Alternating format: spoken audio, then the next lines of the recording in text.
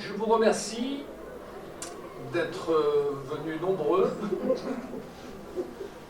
pour cette possibilité que m'a offert le lycée agricole de m'offrir une salle, des moyens en grand pour pouvoir m'amuser à faire de la conférence. N'ayons pas peur du mot. Mais le mot conférence ne me plaît pas parce que je ne l'ai pas appelé comme ça, d'ailleurs je l'ai appelé forum pour pouvoir échanger. Forum, c'est là où on échange parce que sinon le discours pur et dur n'apporte pas grand-chose. Donc je suis rentré ici au lycée agricole il y a plus de 60 ans, et je ne dis pas combien, et donc j'y ai passé les plus belles années de ma vie. Et forcément, quand on a 17, 18, 20, c'est les plus belles années de sa vie, mais bon, c'est quand même un lieu assez magique. Il y a longtemps que vous connaissez l'établissement, c'est quand même un lieu assez magique. Malheureusement, il est un peu moins fleuri qu'avant, il y a moins de moyens, mais c'est comme ça. Quand je suis rentré ici, j'étais un peu en échec sur le système scolaire normal, mais dès que j'ai assisté au premier cours de biologie végétale et de biologie animale, j'ai compris que c'était ce qu'il me fallait et que que ce qui m'habitait surtout, c'était la compréhension des phénomènes du vivant. Voilà. Mon frangin, lui, s'intéresse plutôt aux étoiles et à la matière, mais aussi quand même au vivant, puisque nous sommes des poussières d'étoiles. Donc voilà, on est quand même dans le même combat. J'ai toujours été dans la chimie pendant plus de 50 ans, et à un moment donné, c'est plus possible. Il a fallu que je fasse quelque chose, donc j'ai vendu mon entreprise, mes entreprises, et je n'avais pas encore l'âge de la retraite, et donc j'étais un peu dans la mouise. Et quand on est dans la mouise, qu'est-ce qu'on fait? On ouvre un cabinet. Voilà. Et donc j'ai compris qu'il fallait faire 3 activités: la formation, l'audit et le conseil. On verra après un peu ce que c'est. Donc là, c'est la page d'accueil de mon site internet qui s'appelle phytaudit.com. Et donc il suffit d'appuyer sur le click me pour avoir. Aujourd'hui, au forum, je n'ai pas mis la journée d'aujourd'hui, mais ce soir elle sera en ligne, donc vous pourrez cliquer sur forum et retrouver cette vidéo. Stéphanie. Voilà, plus de 40 ans, j'ai dit 50 ans, mais en fait c'est plutôt près de 50 ans. Et je m'amuse à dire que j'ai fait un coming out parce que c'était vraiment un changement radical. Je ne pouvais plus, j'étais malade dans ma chair, j'étais malade dans ma tête, je ne pouvais plus rester en chimie. Donc création d'un cabinet de conseil expertise, agrément, qualification, certification, on verra après. Et donc oui, il a fallu que je me lance dans la bagarre parce que en France, on ne rentre pas dans une activité professionnelle sans qualification, etc. Ça a été assez dur, mais j'y suis allé quand même parce que j'avais l'intuition que j'avais des choses à faire. Étude du métier du vivant, je l'ai déjà dit. Pour le grand tout, biologie animale, végétale, synonyme de vie, ADN. Il y a une faute ici, je vous prie de m'en excuser, je crois. C'est inversé, je crois, de Y et de Y. Je vais le rectifier. Multiplication cellulaire, réplication du génome, on verra après. Équilibre, biodiversité de l'espèce, biodiversité générale. Intelligent design, on verra après ce que c'est. Ce sont des mots que vous entendez, que vous interprétez comme vous voulez. Non.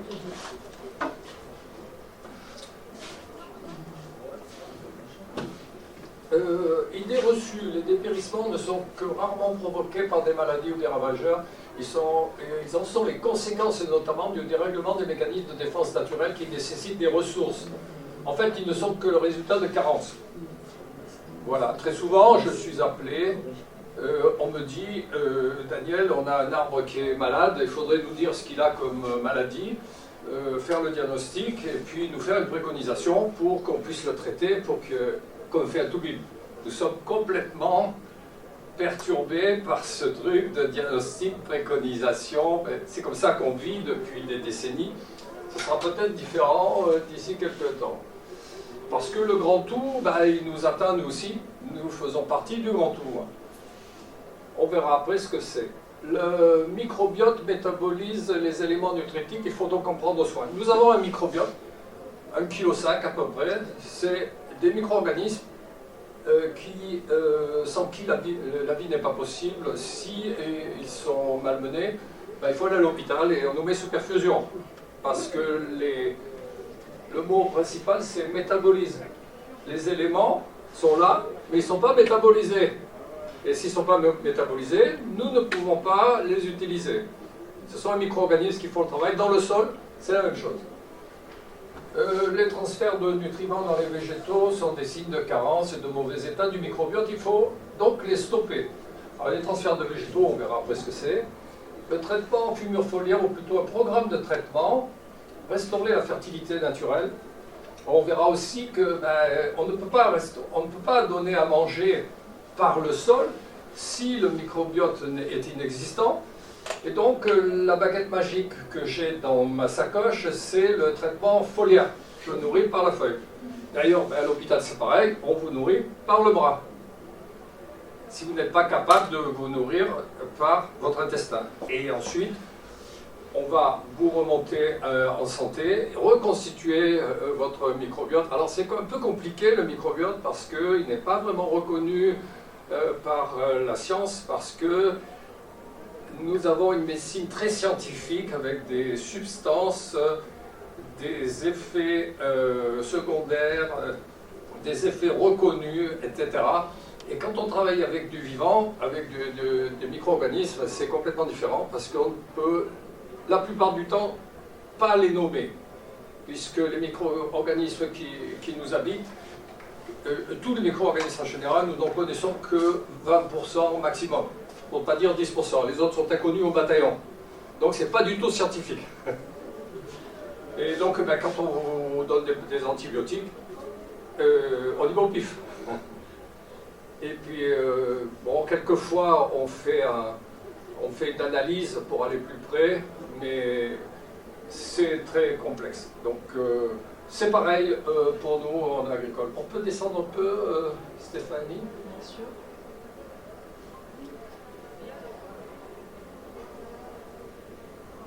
Alors les sucres, on verra tout à l'heure que les plantes nous donnent deux choses dont nous avons besoin sont les sucres et ce sont les protéines. Les diététiciens les appellent autrement, peut-être vous le savez, les acides aminés. Et d'ailleurs, ils ne disent pas acides aminés, ils disent acides aminés essentiels, parce qu'il y en a plusieurs, il faut avoir la collection, parce que sinon on risque d'être en carence. Tout de suite, la viande industrielle moderne est complètement déséquilibrée, puisque c'est du soja qui est utilisé massivement comme ration protéinique. Je parle pour la viande industrielle d'animaux qui sont en stabulation. Ceux qui sont à l'extérieur, c'est différent. Et donc, je suis étonné que les diététiciens, que les gens qui sont déjà, qui ont fait le pas, et qui sont végans ou végétariens, n'utilisent pas cet argument, qui est un argument fort. Puisque quand on a un régime diversifié avec des légumineuses différentes à chaque repas, on n'a pas de carence sur les acides aminés. Aujourd'hui, à mon avis, on va voir rapidement dans la presse que manger la viande industrielle, on va vers des carences. Et donc chaque acide aminé a ses fonctions. Voilà. Les maladies géniques et la progression, je continue, j'ai oublié, bactéries ont une vie très courte. Pour s'accaparer leur ADN mort, azote organique sera transformé par étape en nitrique.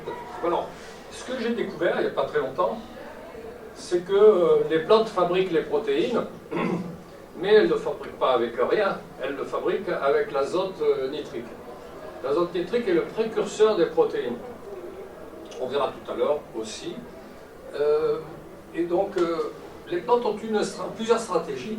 Elles ont notamment une stratégie pour faire de l'élevage de bactéries dans leurs racines.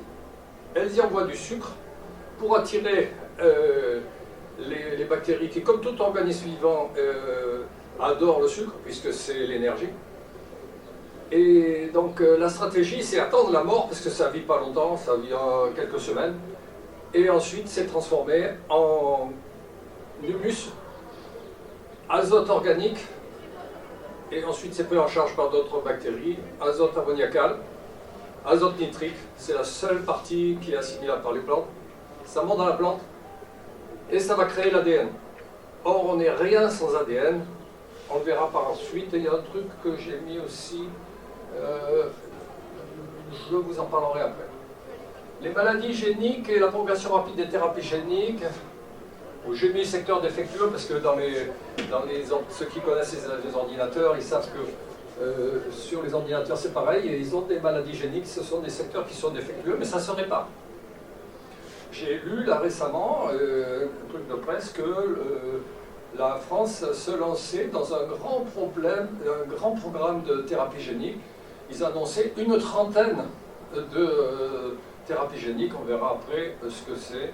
Et je parle un peu également, je n'en parle pas ici, mais oui voilà, nouvelle science, l'épigénétique. On verra aussi ce que c'est, activation, désactivation des gènes. Toutes les pathologies sont en rapport avec les gènes. Alors ça me perturbait, l'épigénétique c'est une science qui n'a même pas 20 ans, mais aujourd'hui on peut dire que c'est comme ça, c'est une activation, désactivation des gènes. On pensait à l'époque que les gènes n'avaient aucune manière de réagir au changement du milieu. Que la loi c'était s'adapter ou disparaître. L'adaptation c'est quoi? C'est les individus qui ont les gènes de résistance à la maladie, à différentes choses. Et les autres dégagent. Et ils laissent la place à ceux qui sont équipés. Je m'amuse à dire qu'aujourd'hui il y a un puceron qui profite de l'arrivée du printemps et qui, par la loi des statistiques, naît avec un gène de résistance à l'insecticide qui n'existera que dans 10 ans. C'est statistique, parce que les lois génétiques, c'est la loi des grands nombres. Et donc, c'est pour montrer que la richesse de la biodiversité, voilà. On en reparlera. Je vous parlerai du petit Léon, c'est Noël à l'envers, et de la biodiversité, si on a le temps. Représentation du vivant, quelle heure il est? Ancien, c'est nous. Représentation du vivant pyramidal, la Bible anthropocentrique, c'est-à-dire que nous sommes au centre de l'univers. Et la Bible est aussi utilitariste, c'est-à-dire qu'elle elle nous amène vers des voies qui nous sont favorables. Et le nouveau, c'est le grand tout, découverte de l'ADN qui est commun à toutes les espèces animales ou végétales. Donc nous ne pouvons plus dire que nous sommes une espèce supérieure aux autres. Je pense que ça c'est quand même admis, mais le temps que ça passe réellement, je pense que les religions abrahamiques qui reposent sur l'anthropocentrisme et l'utilitarisme ont du souci à se faire pour l'avenir. On change, Stéphanie. Les plantes, les sucres et les protéines. Alors j'en ai déjà parlé, les besoins et les ressources ne sont rien sans les plantes. Alors vous savez peut-être que l'oxygène c'est 80%, l'azote c'est 79%, et il reste 1% de gaz rare, dont le CO2 qui a 0,004%. Mais c'était 25% au carbonifère. Alors là vous avez l'explication pourquoi les plantes se sont tellement développées. Il n'y avait pas très peu de vie animale. Il y avait des micro-organismes, il y avait très peu de vie animale. Et donc pourquoi le gaz carbonique s'est effondré? Parce qu'il s'est dilué dans la mer, et il a attaqué le calcium, et il a fabriqué les roches sédimentaires. Quand vous voyez des coquillages en altitude, c'est le fond de la mer qui s'est soulevé. Voilà. Et c'est de la roche calcaire qui a été formée avec le gaz carbonique, CO2 plus calcium égale carbonate, bicarbonate de calcium. C'est le sel le plus présent dans la nature. Science sans conscience. Rabelais, déjà à l'époque. Révolution philosophique, 18e. Négociation entre science et religion, philosophie, comité de bioéthique. Aujourd'hui, c'est le comité de bioéthique. et notre vision du vivant. Vous connaissez le comité de bioéthique qui va décider si on va autoriser la GPA ou si on va continuer à l'interdire, par exemple. Civilisation judéo-chrétienne, religion basée sur le pastoralisme et le nomadisme, attribué à Chateaubriand, la folie précède l'homme et le désert le suit. Ça paraît incroyable que des gens qui n'avaient pas de culture scientifique aient pu mettre le doigt là-dessus. Et c'est vrai que le pastoralisme, ben, c'est l'art de détruire la nature et puis d'avancer quand il n'y a plus rien à manger. Et à la limite, comme en Corse, mettre le feu à la forêt pour faire de la prairie. Représentation pyramidale, j'en ai déjà parlé, avec l'homme près de Dieu. Aujourd'hui, depuis la découverte de l'ADN et son universalisme, notre superbe et la pyramide s'écroule pour laisser la place à une représentation plane où toutes les espèces se tiennent la main. C'est le grand tout. Voilà. C'est une vision qui change du tout au tout, qui fait que notre vie et la vie de nos enfants, nos petits-enfants va changer. Je dis assez souvent autour de moi que notre vie aujourd'hui est ce qu'elle est et qu'elle risque de changer du tout au tout par une découverte, qu'elle soit, je ne sais pas moi, l'arrivée d'extraterrestres ou une découverte scientifique qui fasse que... Mais cette découverte scientifique, elle a déjà eu lieu. Il s'agit de l'énergie nucléaire de fusion qui viendra vers nous d'ici 20 ou 30 ans, qui nous permettra de combler tous nos besoins d'énergie et se priver du pétrole. Plus bas, Stéphanie. Alors il y a des synonymes, j'ai mis des synonymes à la vie, l'ADN. C'est un miracle de la nature. L'ADN, il est commun à toutes les espèces. Après, c'est du codage qui fait qu'on a telle espèce ou telle espèce. Un autre synonyme, ben là je l'ai écrit correctement, là, non? Synonyme. Multiplication cellulaire, parce qu'il n'y a de vie que s'il y a multiplication des cellules. La réplication, le codage, les équilibres, les deux biodiversités. Pourquoi deux? Ben, il y a la biodiversité de l'espèce et puis il y a la biodiversité générale qui relie toutes les biodiversités. Tout organisme vivant est à la fois proie et prédateur, que ça plaise ou que ça ne plaise pas. Tout organisme vivant est à la fois proie et prédateur. Ça pose le problème de la moralité. La nature n'est ni morale ni immorale, elle est amorale. L'immunité, substance de défense naturelle, les produits phytosanitaires, nourrir et soigner, même combat. Alors là, on rentre dans le vif du sujet, de la protection des cultures. Les plantes ont tout ce qu'il faut pour se défendre contre les agresseurs. Elles ont tout ce qu'il faut pour se nourrir avec les équilibres qu'elles nouent avec les micro-organismes, etc.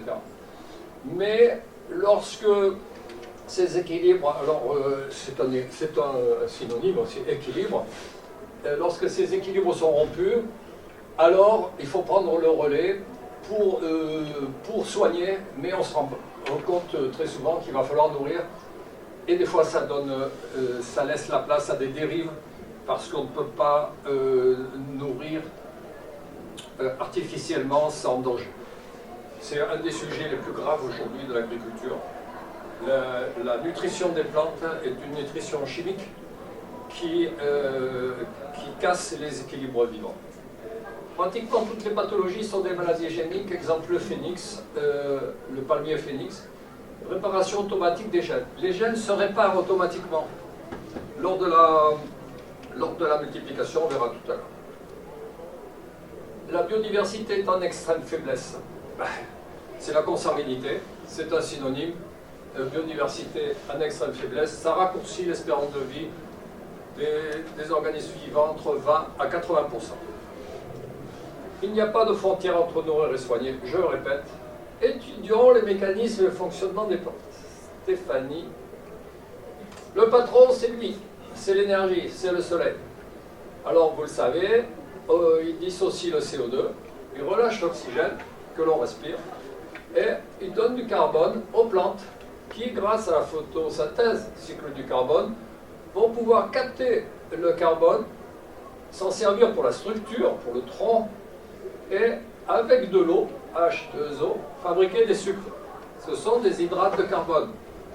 vous l'avez déjà entendu, les hydrates de carbone sont des sucres. Deux mots sur la formule de l'ADN. Si vous allez sur Wikipédia, vous trouverez la formule de l'ADN. Et là, vous ne voyez pas, mais il y a des N, c'est l'azote. L'azote est le précurseur de l'ADN. Ah oui, on peut l'avoir pleine page, peut-être, Stéphanie? Ou alors en zoomant. Contrôle. Bon, c'est pas grave, on verra tout à l'heure. Contrôle molette. Fais le contrôle molette. Sur la multiplication des cellules. Donc vous savez que j'ai dit qu'un synonyme de la vie, c'est les cellules. Les cellules se multiplient. Alors il y a la mitose et il y a la méiose. La mitose, c'est la multiplication classique des cellules que l'on fait tous les jours. On renouvelle nos cellules. Et donc on utilise chaque cellule a la possibilité de grandir.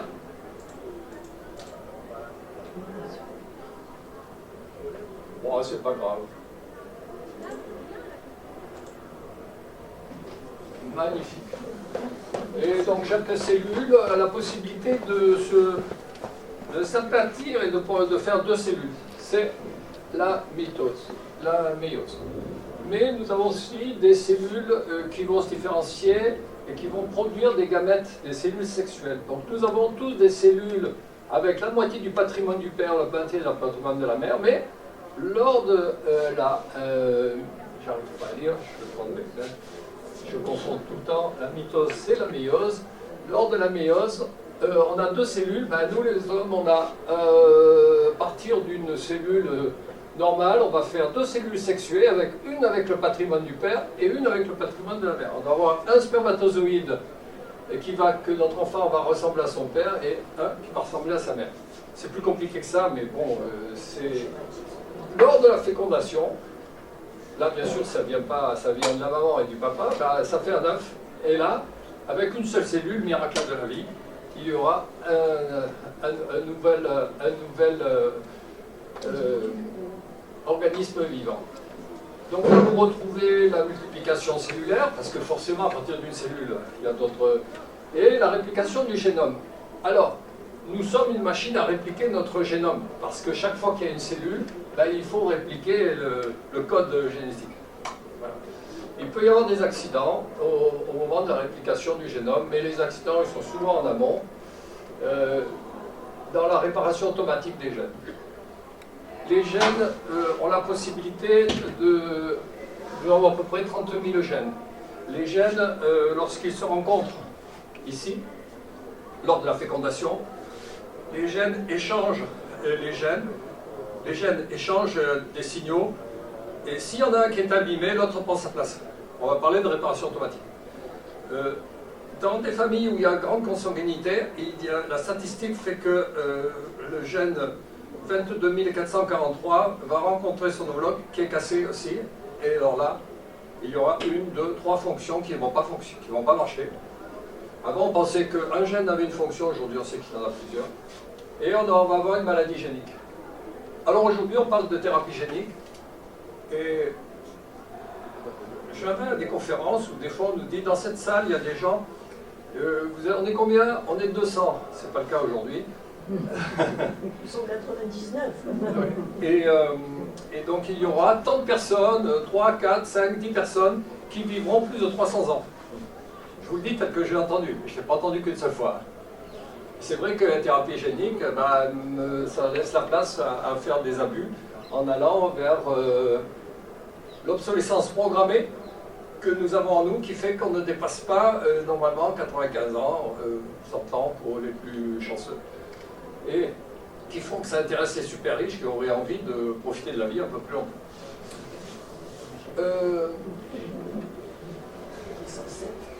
Qu'est-ce qui se passe sur un arbre malade? On a des dévitalisations de rameaux. Les dévitalisations, comme je vous l'ai dit au début, très souvent elles sont assimilées en étant le symptôme d'une attaque. Or, c'est souvent le contraire. Une dévitalisation n'est pas la cause d'une attaque, c'est souvent un problème de nutrition, car les plantes se vampirisent. elles ont la possibilité de déterminer des parties non essentielles. Hello. Hello, jeune homme. C'est gentil. Merci. Laisse ouvert, au contraire. Sinon, les gens ne voient pas. Ouais, c'est pas chacun. Mais ça va. Ouais, les plantes ont la possibilité de définir des zones. Alors, en général, ce sera des parties basses qui voient moins le soleil, pour s'en servir de ressources. En effet, lorsque la nutrition par les racines est insuffisante, eh bien, la plante va provisoirement, en général, se dévitaliser, par exemple des rameaux bas comme ça, pour s'en servir de ressources, pour pouvoir régénérer les cellules. Les cellules se régénèrent dans un arbre à peu près tous les 20 ans. Et si elle n'a pas la possibilité de régénérer, soit elle fait une dévitalisation de rameaux pour essayer d'arriver, mais en général elle n'y arrive pas. Et ce qui se passe, c'est que les cellules n'étant pas renouvelées, les caractéristiques mécaniques à l'intérieur des arbres changent. Et donc on n'a plus de souplesse et il y a des déchirements. Et on finit par avoir des nécroses qui apparaissent à l'extérieur, qui témoignent de déchirements intérieurs. Et bah, c'est des points de faiblesse. Donc je l'avais, pour les pins, je l'avais prédit il y a déjà une dizaine d'années, et j'avais dit bah, un jour, forte nécrose, parce que si les cellules ne sont pas renouvelées, on va avoir des arbres qui vont casser au milieu.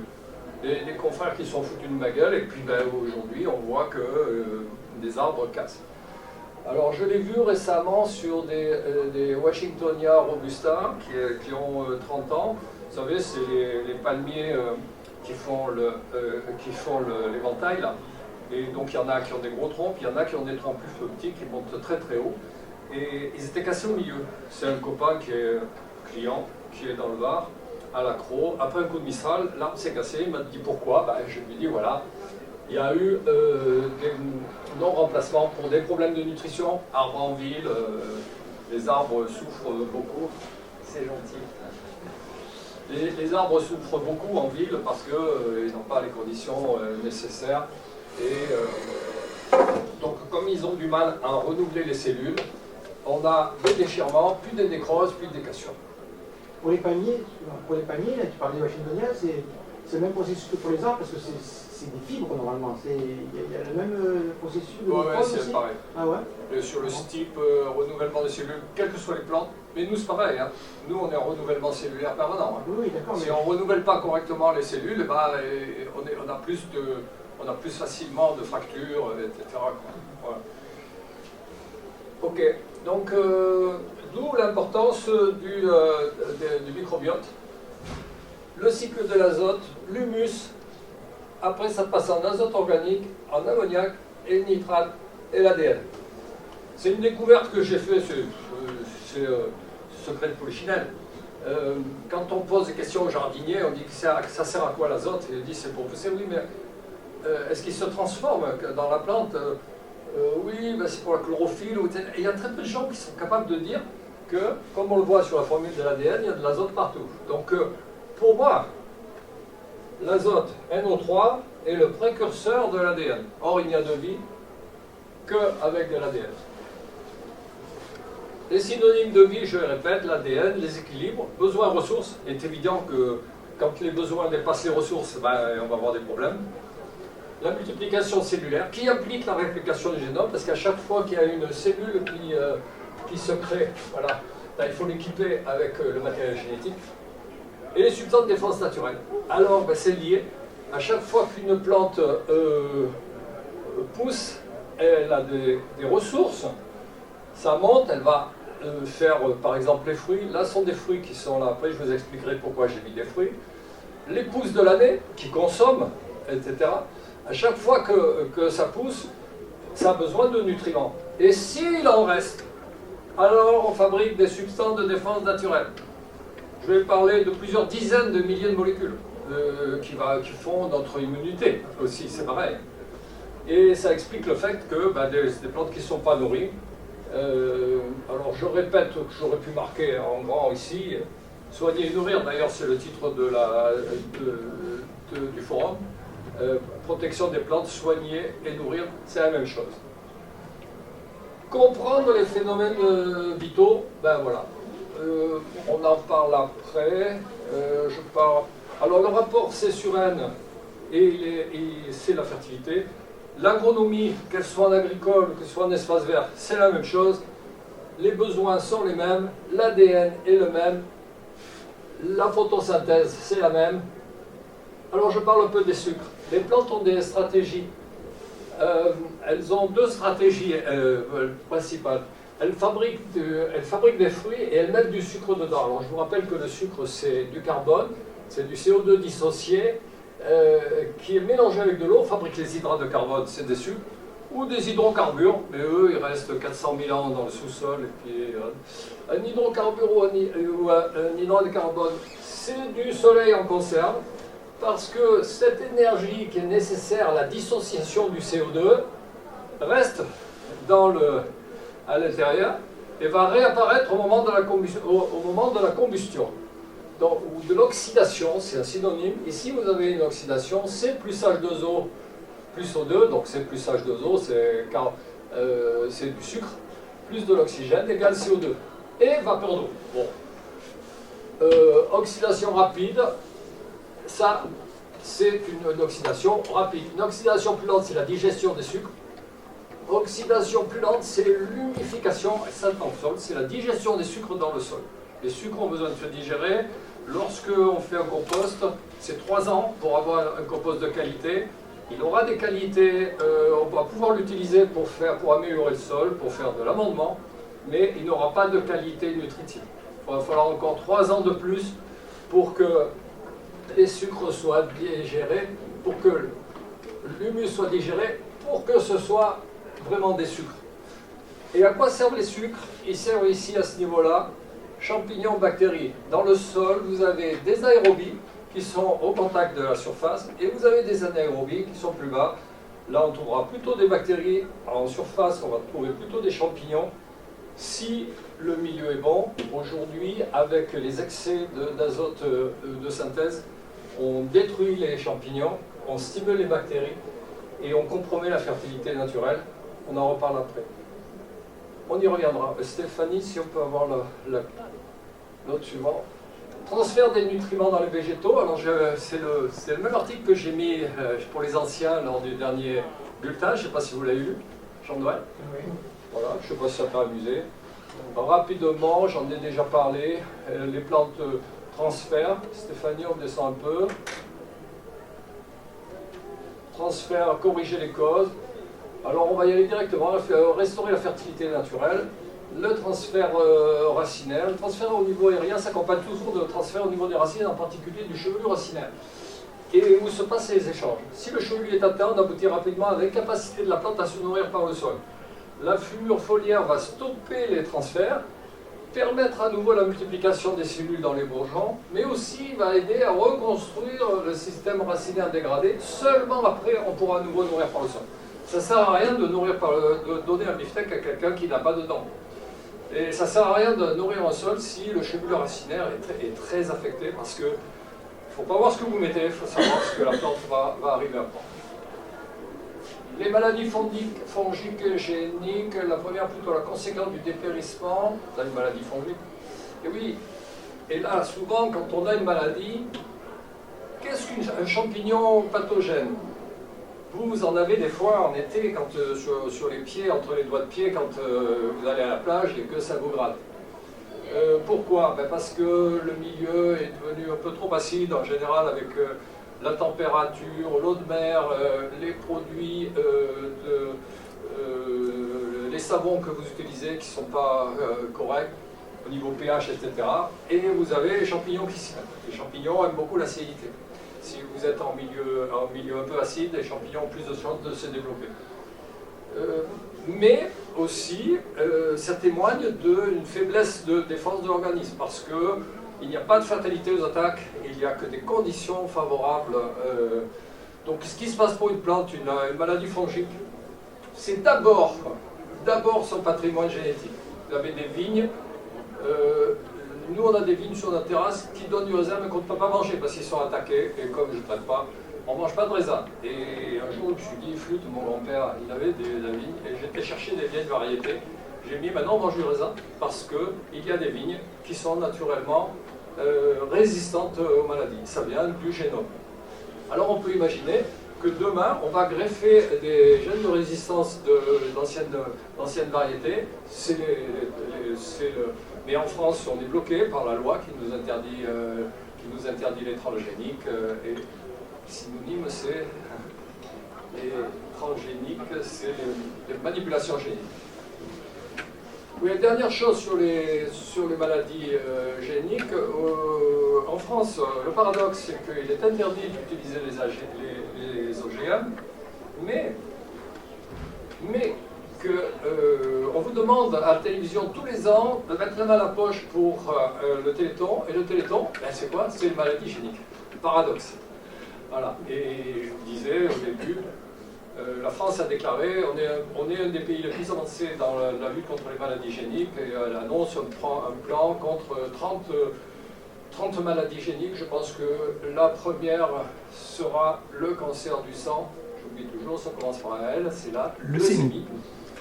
La leucémie qui aujourd'hui est traitée par greffe et qui demain sera traitée par maladie génique. Ben, au lieu de vous mettre de la moelle de votre cousin qui est très proche de la vôtre, eh bien, on vous prélèvera de la moelle, on la mettra sur table, on repérera le gène déficient, ou plutôt la séquence chimique du gène déficient, on la remplacera, on vous la remettra, et ce sera reparti, et vous pourrez faire à nouveau des globules blancs, thérapie génique. Mais il y a des gens qui vont beaucoup plus loin en disant qu'il n'y aura plus de dentistes, qu'il n'y aura plus d'oculistes, il n'y aura plus de... tout ça, c'est des maladies géniques. Et que les enfants, on leur fera les greffes très tôt, comme on les vaccine, etc., pour plus qu'ils aient de caries ou pour plus qu'ils aient besoin de lunettes. Stéphanie, on descend. Alors, ce que j'avais annoncé, c'est restaurer la fertilité, recréer ou restaurer la fertilité naturelle. Je voulais un peu expliquer sur les changements d'équilibre entre les champignons et les bactéries, les causes de faiblesse on descend, alternatives aux engrais apportés du sol. Alors, dès qu'on exporte, du fait qu'on exporte souvent les débris des végétaux, alors je parle de pratiques désastreuses des jardiniers, mais vous pourrez parler des pratiques désastreuses des producteurs de plants qui produisent des plants avec des pratiques qui font que forcément on va avoir des misères, notamment en faisant des boutures à répétition qui font que on a perdu les œillets ici parce qu'ils ont été multipliés abusivement et que beau jour on est en épuisement génétique. On habitue rapidement une mode de matière organique du sol qui est déjà un point très négatif. Ça, c'est les jardiniers qui nettoient. Nettoyer, c'est une catastrophe parce qu'on ne donne plus à manger au microbiote. Posséder l'application du muciforme liquide qui sont l'aboutissement de la transformation du carbone dans le sol. C'est la piste. Aujourd'hui, on ne vous les vend pas sous ce nom-là, on vous les vend sous l'appellation stimulant racinaire. Ce sont des acides humiques, ce sont des sucres qui sont très oxydés et qui permettent de nourrir les champignons du sol, qui sont les précurseurs. Parce que les champignons du sol vont transformer la matière organique et préparer pour donner à manger aux bactéries, pour fabriquer l'azote qui va permettre ensuite toute la chaîne de l'ADN et un bon rapport C/L. Sur les bancs de nos écoles d'agriculture, on a cité déjà à l'époque sur l'importance du taux de matière organique, le carbone. Nous comprenions que c'était pour avoir une bonne structure physique, mais nous ne comprenions pas que la relation entre dynamisme du microbiote et fertilité naturelle. Une autre conséquence, ce n'est pas des moindres, est le retour des lombrics qui peuvent à nouveau trouver de l'humus en surface et participer à la bonification du substrat, aération, drainage, apport en surface. En fait, on redécouvre ce que nos anciens avaient découvert. Voilà. Et la chimie nous aura permis d'augmenter les rendements, mais avec un prix à payer, c'est qu'aujourd'hui, on tape un peu sur des problèmes en agricole. Je pense que nous, en espace vert, on est souvent les premiers privés de dessert. C'est-à-dire qu'aujourd'hui, on n'a plus le droit aux pesticides de synthèse. On n'a droit qu'à des pesticides d'origine naturelle. Mais c'est une chance parce qu'on peut faire la preuve qu'on arrive quand même à cultiver sans pesticides chimiques. Et demain, on nous retirera les engrais de synthèse et on va faire la preuve à nouveau bah, que comme nos arrière-grands-pères, on arrive à cultiver quand même sans engrais, sans chimie. J'étais très surpris dans les années 2000 quand est arrivé le dispositif Certifito, on a certifié les phytosanitaires. Je m'attendais plutôt à ce qu'on nous dise certi intrant, c'est-à-dire qu'on mette dans le même, qu'on considère à égalité les pesticides et les engrais chimiques. Et ben non, les engrais ont été protégés, mais vous savez vraisemblablement pourquoi, parce que les engrais chimiques, c'est surtout les azotes de synthèse. L'azote de synthèse qui permet de nourrir les plantes, mais qui permet de faire de la guerre industrielle et permanente. Et comme on le voit aujourd'hui, malheureusement, on pensait que c'était loin derrière nous, mais ça revient. Et les lobbies qui sont à la tête du monde ben, fabriquent des engrais de synthèse, fabriquent de l'azote de synthèse, NO3, qui est destructeur pour l'environnement. Ça détruit les sols. 90% des engrais chimiques, surtout des nitrates, disparaissent dans la pratique parce qu'ils ne sont pas retenus par le sol. C'est comme ça. Ils sont faits pour être produits naturellement et être absorbés immédiatement par les plantes. Ils ne sont pas faits pour être apportés en masse. Autre chose, puis parce que je pourrais vous en parler de tous les inconvénients qu'il y a, autre chose, il termine, le peu qu'il y a, il termine en protoxyde d'azote. C'est celui qui vous fait parler bizarre là, quand les jeunes s'amusent et qui est destructeur aussi pour les jeunes. Et ce protoxyde d'azote est 20 fois supérieur au CO2 dans l'atteinte au gaz Effet de serre. Il y a la couche d'ozone et il y a les gaz effet de serre. Voilà. Des questions? Tu as évoqué les aérobies, je ne sais pas ce que c'est. Alors les aérobies, c'est par rapport aux anaérobies. Les aérobies, ils ont besoin d'oxygène en surface. Et les anaérobies, alors ce que fait le labo, il met les anaérobies au fond où ils n'ont plus d'air, et il prend les anaérobies qui ne supportent pas l'oxygène pour les mettre en haut. Donc aujourd'hui, on arrive à du non-labo. Et ça, c'est sous quelle forme? Ce sont des bactéries. Ah, c'est des bactéries, voilà. Ou des champignons. Les champignons sont aérobies, D'accord. mais il y a des bactéries qui sont aérobies et des bactéries qui sont anaérobies. Ben, par exemple, la décomposition, si vous voulez faire du compost, c'est très à la mode aujourd'hui. Quand on fait du compost, dans un premier temps, il va chauffer, comme les jardiniers le savent, ils coupent du gazon et puis ils le laissent dans un coin, mettez la main dedans, c'est 80 degrés. C'est une réaction de bactéries qui a fait exploser la température, parce que les bactéries se multiplient par 1 milliard en 12 heures. Une bactérie, ce qui fait en 24 heures 1 milliard en 12 heures, ça fait combien en 24 heures? 240 milliards. Non, ça fait 1 milliard multiplié par 1 milliard. C'est 1 multiplié par 10 puissance 8 qui 12 heures après fait 1 multiplié par 10 puissance 16. C'est-à-dire 1 suivi de 16 à 0. Donc ça montre l'énorme. Et donc c'est un truc que connaissent les jardiniers aussi. S'ils mettent en surface de la matière organique qui n'est pas décomposée, du broyat, par exemple, beaucoup de jardiniers ont des broies, eh bien ça va monter en température.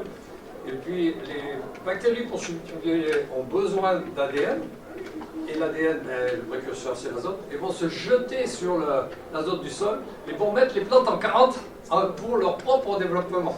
Ça s'appelle une fin d'azote. Les jardiniers, ils savent. Et alors là, on ne peut pas nourrir par le sol parce que ça ne le prendra pas. Il faut nourrir par la feuille. D'autres questions?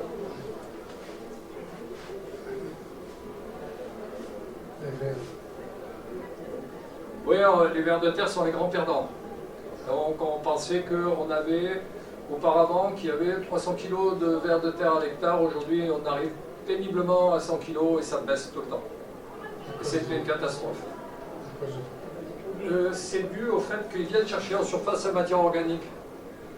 Le sol est pollué. Et il y a moins de matière organique dans les sols. Pourquoi? Parce que les champignons mènent la vie dure, et comme il n'y a pas de champignons, la matière organique n'est pas transformée, elle sèche et elle n'est plus utilisée. Et s'il y a de matière organique, parce que très souvent il n'y en a pas, puisqu'on exporte les résidus de récolte, alors qu'avant on laissait les résidus de récolte. Mais enfin, c'est des techniques qui commencent à évoluer.